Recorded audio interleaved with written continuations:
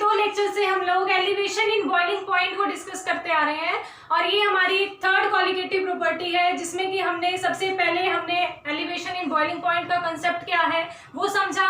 फिर उससे last lecture में आप लोगों ने थर्मोडायनामिक डेरिवेशन देखी। आज आपको क्या करना है, वही एलिवेशन इन बॉइलिंग पॉइंट को ही थोड़ा सा आगे कंटिन्यू करना है। बट हमें यहाँ क्या करना है, जो अभी तक हमने तीन क्वालिटेटिव प्रॉपर्टीज पढ़ी हैं, कौन कौन सी प्रॉपर्टीज पढ़ ली हैं, रिलेटिव लॉवरिंग इन वेपर प्रेशर, ऑस्मोटिक प्रेशर और फिर उसके बाद हमने किया एलिवेशन इन बॉइलिंग पॉइंट। उन तीनों के बीच में रिलेशनशिप फाइंड आउट करनी है। ऑस्मोटिक प्रेशर और रिलेटिव लॉवरिंग इन वेपर प्रेशर, इनके बीच में हम ऑलरेडी कर चुके हैं। जब हमने ऑस्मोटिक प्रेशर किया था उसके बाद हमने उसको रिलेटिव लॉवरिंग इन वेपर प्रेशर के साथ भी रिलेट करके किया और उसको हमने रॉड्स लॉ के साथ भी कंपेयर किया था। तो अब आपको क्या करना है, आपने एक नई क्वालिटेटिव प्रॉपर्टी पढ़ी है which is elevation in boiling point. तो आज आपको क्या करना है, एलिवेशन इन बॉइलिंग पॉइंट की रिलेशनशिप फाइंड आउट करनी है रिलेटिव लॉवरिंग इन वेपर प्रेशर के साथ और आपके ऑस्मोटिक प्रेशर के साथ। हम वन बाय वन दोनों को डिस्कस करेंगे। पहले हम डिस्कस करेंगे एलिवेशन इन बॉइलिंग पॉइंट और रिलेटिव लॉवरिंग इन वेपर प्रेशर के बीच में रिलेशनशिप। मतलब सबसे पहले हम इन दोनों के बीच में रिलेशनशिप फाइंड आउट करेंगे, फिर हम उसके बाद करेंगे elevation in boiling point with osmotic pressure. इसकी मतलब इन दोनों की क्या रिलेशन है आपस में, वो चीजें हमें फाइंड आउट करनी है। देखो कुछ भी नया नहीं करना है। अब हमें जो भी हमारे पास रिजल्ट्स हैं मतलब तीनों ही क्वालिटेटिव प्रॉपर्टीज के लिए जो भी हमारे पास रिजल्ट्स हैं उन दोनों रिजल्ट्स को कंबाइन करके किसी तरह से एक दूसरे के साथ रिलेट करना है, रिलेशनशिप फाइंड आउट करनी है, किस तरह से एक दूसरे पर डिपेंडेंट है वो चीज आपको फाइंड आउट करनी है।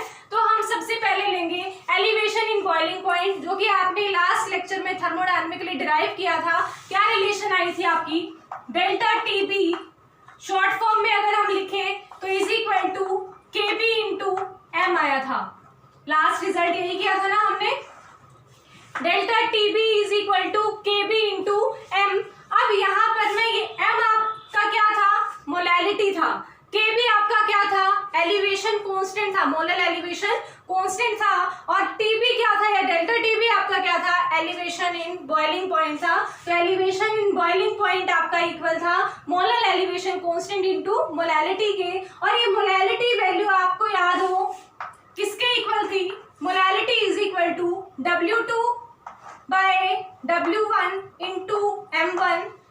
और साथ में अगर यहाँ पर हम ये हमने क्या कहा था मोलैलिटी को, जैसे आपने क्या कहा था जब हमारा ना, आप याद कीजिए लास्ट रिलेशन में डेल्टा टीबी की मतलब एलिवेशन इन बॉइलिंग पॉइंट की आपकी रिलेशन आई थी मोल फ्रैक्शन की टर्म में। मोल फ्रैक्शन की टर्म में आपने इसको कैलकुलेट किया था। उसके बाद आपने कहा था कि भाई हम इसको मोल फ्रैक्शन की टर्म में ना लिख के हम इसको मोलैलिटी की टर्म में लिखेंगे और मोलैलिटी को भी पर ग्राम जो है पर 1000 ग्राम ऑफ सॉल्वेंट की फॉर्म में लिया था। तो यहाँ पर मोलैलिटी तो ये हो गया, पर अगर पर 1000 ग्राम की अगर हम बात करते हैं तो इसी फैक्टर में जब हम पर 1000 ग्राम वाला कंसेप्ट भी डालेंगे तो डेल्टा टीबी किसके इक्वल हो जाएगा, KB into 1000 W2 divided by W1 into M1, W1 into M1।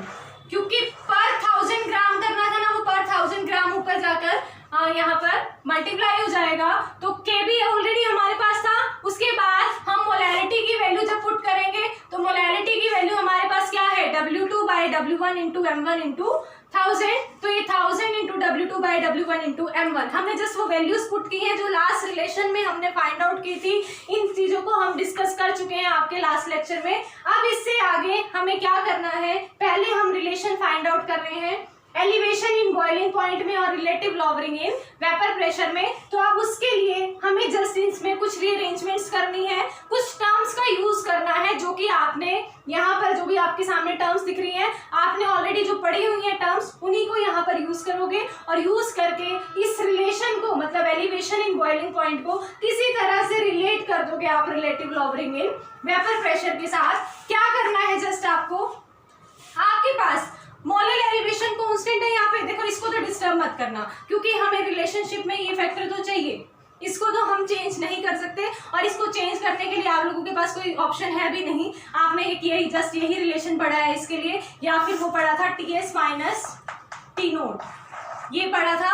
अब इसको डिस्टर्ब मत करो, हम जस्ट यहाँ पर देखते हैं कि इसमें किसी तरह से रिलेटिव लॉबरिंग इन वेपर प्रेशर वाला कंसेप्ट लाया जा सकता है या नहीं। तो ये दोनों टर्म्स तो हो गई हमारी कांस्टेंट, इनको तो हम डिस्टर्ब कर नहीं सकते। यहाँ पर ये क्या है, वेट ऑफ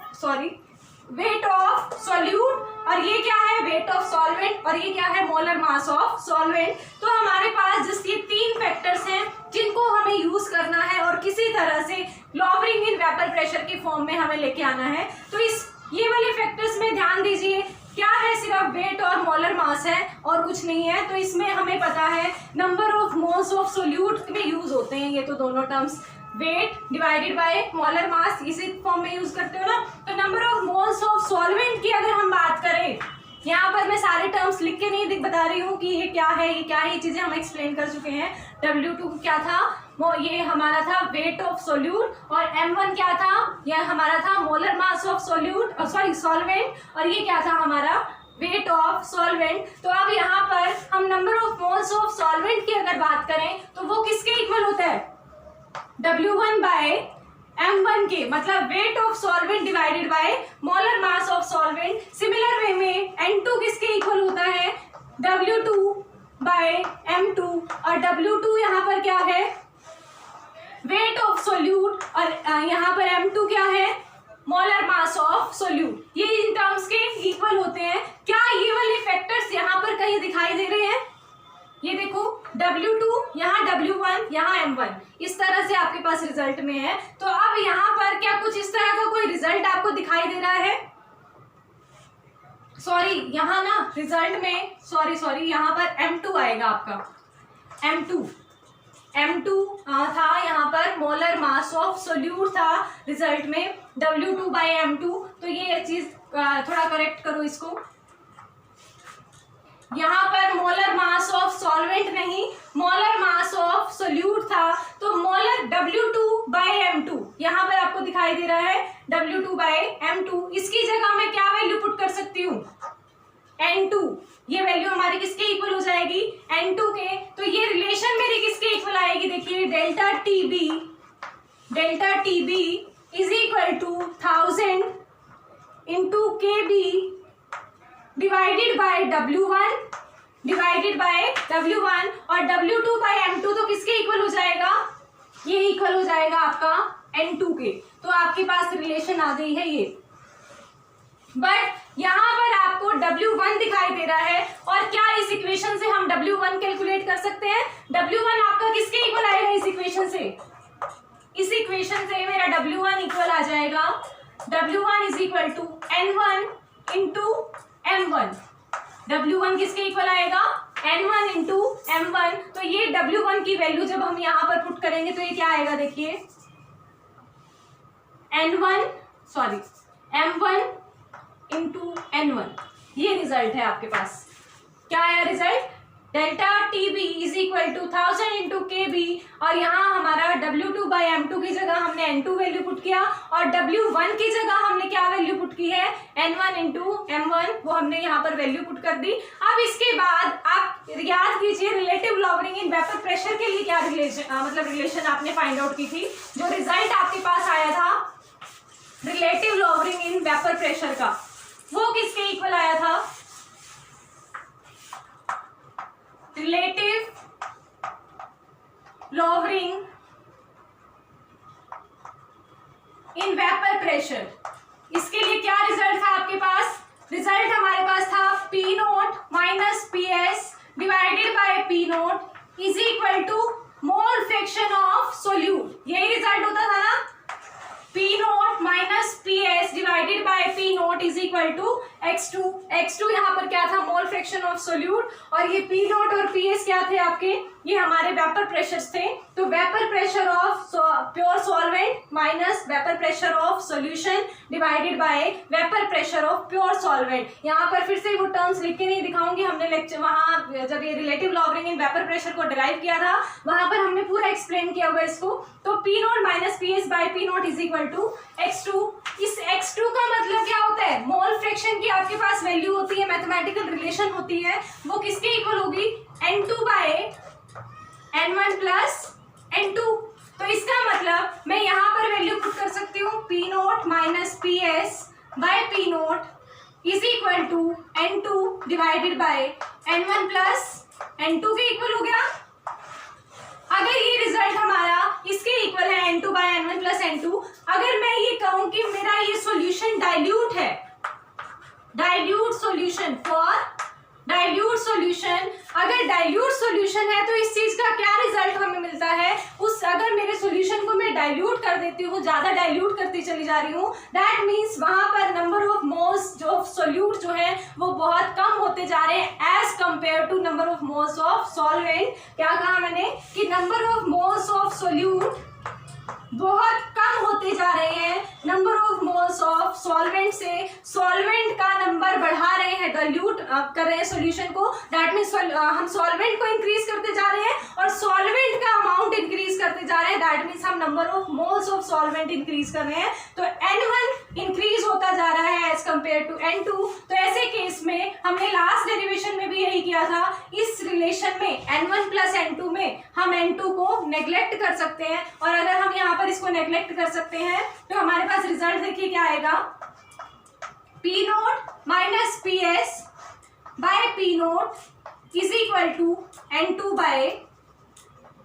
बाय N1, क्योंकि डिनोमिनेटर में हमने N2 को नेग्लेक्ट कर दिया क्योंकि मेरा सॉल्यूशन डाइल्यूट है, डाइल्यूट सॉल्यूशन है तो number of moles of solvent बहुत ज्यादा बढ़ गए हैं as compare to number of moles of solute. तो इसी वजह से हम N2 को नेग्लेक्ट कर सकते हैं अगर हम इन दोनों नंबर्स को ऐड कर रहे हैं तो एडिशन के टाइम पे। तो हमारे पास रिजल्ट आया P nought minus P S by P nought is equal to N2 by N1। ये रिजल्ट मैं ऊपर लिख रही हूँ, यहाँ पर लिख देती हूँ। ये हमारा किसके इक्वल आ गया है, N2 बाय N1 की, ठीक है। तो relative lowering in vapour pressure for dilute solutions, relative lowering in vapour pressure for dilute solutions, हमारे पास रिजल्ट ये आ गया और इसको मैं डेल्टा पी लिख सकती हूँ, डेल्टा पी, क्योंकि चेंज को ही तो बता रहे हैं, ये किसके चेंज को, वेपर प्रेशर ऑफ सॉल्वेंट और वेपर प्रेशर ऑफ सॉल्यूशन में वेपर प्रेशर में क्या चेंज आया है। तो delta P bye P note किसके इक्वल आ गया, N2 बाय N1 के, N2 बाय N1 के। और ये चीज याद रखना, ये वाला फैक्टर किसको रिप्रेजेंट कर रहा है, रिलेटिव लॉवरिंग इन वेपर प्रेशर को। अब इस वाले फैक्टर पे दोबारा आओ जो हमने यहाँ से रिजल्ट लिया था एलिवेशन इन बॉइलिंग पॉइंट से। तो delta TB is equal to 1000 KB by M1 into N2 by N1 into N2 by N1, और N2 बाय N1 की जो वैल्यू हमने अभी पुट की मतलब कैलकुलेट की है, N2 बाय N1 तो मेरा रिलेटिव लॉवरिंग इन वेपर प्रेशर के इक्वल है। तो जब ये रिजल्ट, ये वाला रिजल्ट सॉरी, इस इक्वेशन में जब आप पुट करोगे तो आपके पास क्या इक्वेशन आएगी, देखिए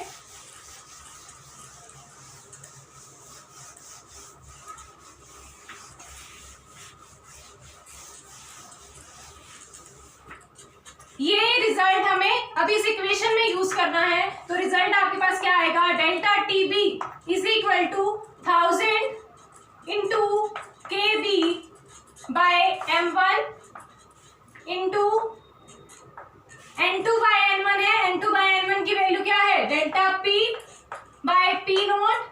आपने ये इस फॉर्म में लिखा, delta P by P nought की फॉर्म में भी लिख सकते हो, और यहाँ पर रिजल्ट इस फॉर्म में भी पुट कर सकते थे, P nought minus P S by P nought is equal to N2 by N1, वो आपकी मर्जी है। बस यहाँ पर थोड़ा सा शॉर्ट टर्म्स में लिखने के लिए हमने इसको डेल्टा P में कन्वर्ट कर दिया। अब ये देखो, ये जो रिलेशन आई है आपके पास, ये रिलेशन जो आपके पास आई है, ये रिलेशन में हमारा डेल्टा TB है, TB भी है, और हमारा रिलेटिव लॉवरिंग इन वेपर प्रेशर वाला फैक्टर भी है, दोनों फैक्टर्स हैं। तो ये मतलब जो ये इक्वेशन है ये किस किस के बीच में मतलब रिलेशन हुई, elevation in boiling point and relative lowering in vapour pressure, relative lowering in vapour pressure, ये हमारी रिलेशन आ चुकी है किसके किसके बीच में, एलिवेशन इन बॉइलिंग पॉइंट, और ये आपका क्या है, रिलेटिव लॉवरिंग इन वेपर प्रेशर, दोनों के बीच में आपके पास रिलेशनशिप आ चुकी है। अब नेक्स्ट हमें क्या करना है, एलिवेशन इन बॉइलिंग पॉइंट का ही रिलेशन फाइंड आउट करना है, बट किसके साथ, ऑस्मोटिक प्रेशर के साथ। तो अब नेक्स्ट नेक्स्ट हमारा ये वाला कंप्लीट हो गया है। आगे कंफ्यूज मत होना कि आगे क्या चेंजेस करने लगे हैं मैम। मेरा elevation in boiling point with relative lowering in vapour pressure, इन दोनों के बीच में रिलेशनशिप हमारा फाइंड आउट हो चुका है, ये हमारा रिजल्ट रहेगा। अब इसके बाद हम स्टार्ट कर रहे हैं elevation in boiling point, elevation in boiling point और ऑस्मोटिक प्रेशर के बीच में relation. Elevation in boiling point and osmotic pressure, osmotic pressure के बीच में रिलेशनशिप अगर हम फाइंड आउट करेंगे तो उसका रिजल्ट हमारे पास क्या आएगा।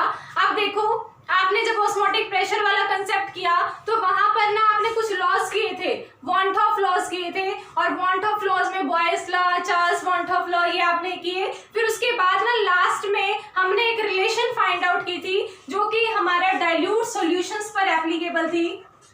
For dilute solutions, for dilute solutions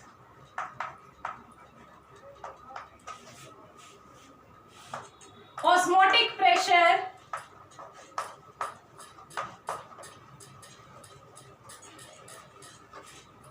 या want of equation ही लिख दो। for dilute solution want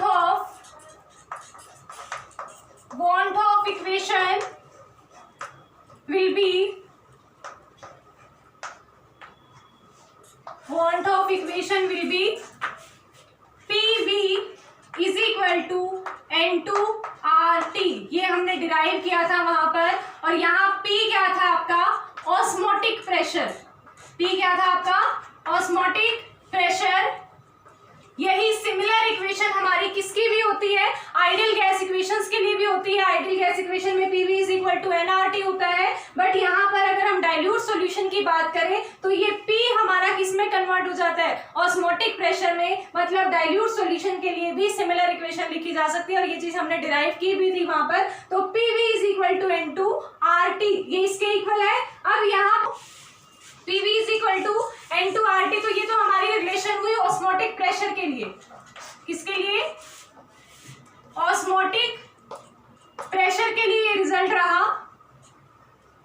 but elevation in boiling point के लिए अगर हम रिजल्ट देखें तो एलिवेशन इन बॉइलिंग पॉइंट के लिए अभी आपने इक्वेशन लिखी थी, delta TB is equal to 1000 KB by, यहाँ क्या था W2, यहाँ क्या था आपका W1 इंटू M2।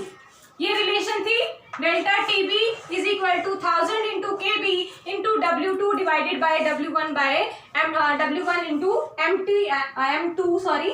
KB यहाँ पर क्या था, मोलर एलिवेशन कांस्टेंट। TB यहाँ पर क्या था, delta TB elevation in boiling point, और W2 क्या था, ये हमारा वेट ऑफ सोल्यूट। M2 क्या था, मोलर मास ऑफ सोल्यूट, और W1 क्या था यहाँ पर आपका, कि हमारा था वेट ऑफ सॉल्वेंट। तो ये रिलेशन थी। अब इस इक्वेशन में हमें इसको यूज करना है, जैसे आपने लास्ट इक्वेशन में किया, ये एलिवेशन इन बॉइलिंग पॉइंट के लिए रिलेशन देख रहे थे, उसमें हमने यूज कर दिया था relative lowering in vapour pressure का कंसेप्ट, और हमने इक्वेशन मर्ज की, तभी हमारे पास एक कंबाइंड इक्वेशन आ गई थी। तो यहाँ भी आपको कुछ ऐसा ही करना है। ऑस्मोटिक प्रेशर के लिए रिलेशन है, आपके पास एलिवेशन इन बॉइलिंग पॉइंट के लिए रिलेशन है। अब इन दोनों को यहाँ पर किसी तरह से आपको यूज करना है। वो कैसे यूज कर सकते हो, देखो, जैसे अभी आपने number of moles of solute वाला कंसेप्ट यूज किया था ना, number of moles of solute और number of moles of solvent last relation में। तो number of moles of solute किसके इक्वल होता है आपका,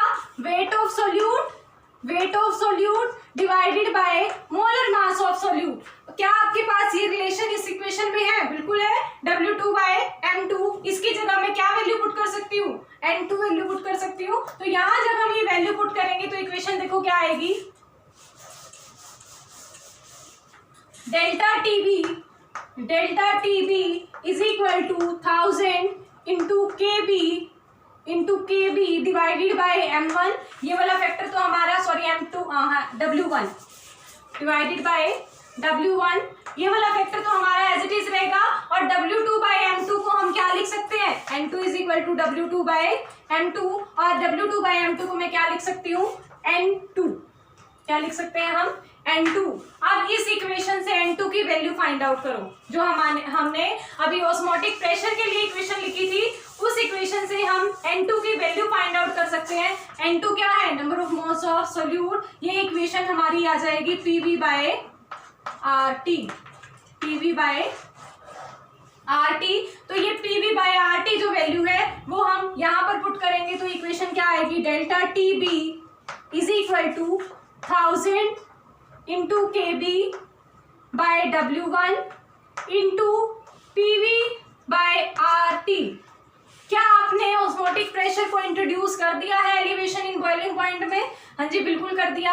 ये देखो जो ये P है, ये क्या है? यही तो है ऑस्मोटिक प्रेशर। तो आपने यहाँ पर इंट्रोड्यूस तो कर दिया है ऑस्मोटिक प्रेशर को, बट इसको आपने थोड़ा सा और सिंप्लीफाई करना है। अगर सिंप्लीफाई कर सकते हो तो अब हम इसको सिंप्लीफाई करने के लिए एक स्टेप और करेंगे। अदरवाइज आपने रिलेशन तो फाइंड आउट कर लिया है एलिवेशन इन बॉइलिंग पॉइंट और ऑस्मोटिक प्रेशर में। क्या कैसे सिंप्लीफाई करेंगे? जो ये वॉल्यूम है ना, यहाँ पर इस वॉल्यूम को मैं नीचे डिवीजन में लेके आ रही हूँ। देखो कैसे, delta TB is equal to 1000 KB divided by W1 divided by V। इसको जस्ट मैं डिवीजन में लेके आई, W1 by V into P by RT as it is रह गया, P by RT as it is रह गया। अब देखो इसको हम डिवीजन में क्यों लेके आए हैं, ये वाला कंसेप्ट समझिए। क्या किया है हमने? W1 बाय V, जस्ट ये वाला फैक्टर लिख रही हूँ, W1 बाय V हमने एक फैक्टर लिखा।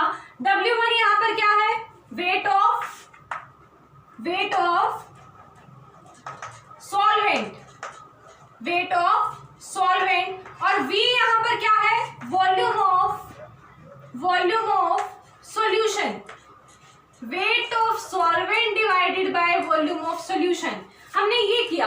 अब सॉल्वेंट के वेट को सॉल्यूशन के वेट के साथ कंपेयर कर रहे हैं, ये तो कोई हमारे पास रिजल्ट ही नहीं हुआ, या मतलब वॉल्यूम ऑफ सॉल्यूशन के साथ कंपेयर कर रहे हैं। इसमें अगर हमारा ये होता है ना, weight of solvent divided by volume of solvent, तो हमारी डेंसिटी आ जाती, या weight of solution divided by volume of solution होता तो हमारी डेंसिटी आ जाती। क्योंकि डेंसिटी किसके इक्वल होती है? आपकी डेंसिटी होती है आपकी मास बाय वॉल्यूम के, और ये मास ही तो है वेट जो है, तो ये मास बाय वॉल्यूम के इक्वल है। दैट मीन्स यहाँ दोनों की सिमिलर टर्म्स की रिजल्ट होता है या आउटपुट होता है। यहाँ पर हमारे पास दोनों सिमिलर का, कि सॉल्वेंट का होता या सॉल्यूशन का होता, तो हम इसको डेंसिटी की फॉर्म में लिख सकते थे। बट यहाँ तो सॉल्यूशन और सॉल्वेंट है, और हमने अभी बात की कि मेरा जो सॉल्यूशन है वो कैसा है? डाइल्यूट सॉल्यूशन है। और डाइल्यूट सॉल्यूशन है तो उस सॉल्यूशन के अंदर सॉल्यूट का जो वॉल्यूम होगा वो बहुत ही ज्यादा कम होगा। देखो दोबारा सुनो क्या कहा, फॉर डाइल्यूट सॉल्यूशन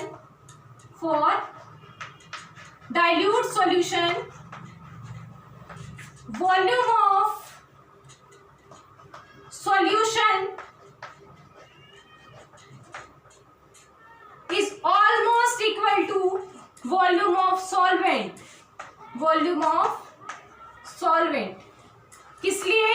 क्योंकि अगर डाइल्यूट सॉल्यूशन है दैट मीन्स बहुत सारा हमने वहां पर सॉल्वेंट डाल रखा है, और सॉल्वेंट अगर बहुत ज्यादा डाल रखा है तो उसके कंपैरिजन में जो हमारा सोल्यूट है उसका वॉल्यूम बहुत कम होगा। तो सॉल्यूशन, ओवरऑल जो सॉल्यूशन बना हुआ है वो ज्यादा इफेक्टिव किसकी वजह से है? सॉल्वेंट की वजह से है। तो इसका मतलब वॉल्यूम ऑफ सॉल्यूशन और वॉल्यूम ऑफ सॉल्वेंट हमारे कंपेरेबल है, तो weight of solvent by volume of solvent भी कहा जा सकता है। तो यहाँ पर ये आपकी डेंसिटी ऑफ सॉल्वेंट आ जाएगी। डेंसिटी की फॉर्म में डिस्क्राइब कर सकते हैं। तो यहाँ देखिए, जब हम W1 बाय V की जगह D पुट करेंगे तो delta TB is equal to 1000 KB by D, और साथ में क्या है? RT into P। और ये P क्या है आपका? Osmotic pressure. डेल्टा TB क्या है आपका? Elevation in boiling point. तो आपने रिलेशनशिप फाइंड आउट कर दी किसके बीच में? Elevation in boiling point and osmotic pressure. तो आपके दोनों टॉपिक्स हमारे क्लियर हुए, दोनों के बीच में रिलेशनशिप फाइंड आउट कर दी है। एक तरह से हमने तीनों के तीनों जो भी हमने अभी तक कॉलिगेटिव प्रॉपर्टीज पढ़ी है, तीनों को कॉरिलेट कर दिया है, तीनों के बीच में रिलेशनशिप फाइंड आउट कर ली है। ये क्या नाम, इसके रिलेटिव लॉवरिंग इन वेपर प्रेशर और ऑस्मोटिक प्रेशर के बीच में में हम पहले ही रिलेशन फाइंड आउट कर चुके हैं। तो ये आपकी जो इंपॉर्टेंट रिलेशंस हैं और ये काफ़ी एग्जाम्स में कई बार पूछ ली जाती हैं और ये न्यूमेरिकल पॉइंट ऑफ व्यू से भी आपके बहुत इंपॉर्टेंट रहेंगी। तो आज के लिए आपका यही रहेगा। एलिवेशन इन बॉइलिंग पॉइंट का एक छोटी सी लेक्चर और होगा, अदरवाइज हमारा कंप्लीशन पे है एलिवेशन इन बॉइलिंग पॉइंट भी। उसके बाद हम क्या करेंगे, नेक्स्ट कॉलिगेटिव प्रॉपर्टी करेंगे, बट उससे पहले आपका एक छोटा सा लेक्चर और रहेगा जो कि आपका बहुत छोटा सा टर्म्स रहती हैं, जो आप कर चुके हो उन्हीं को थोड़ा सा कोलैबोरेट करना है, अदरवाइज सब आपका हो चुका है। आज के लेक्चर में सिर्फ इतना ही रहेगा, बाकी नेक्स्ट लेक्चर में करेंगे। आज के लिए थैंक यू।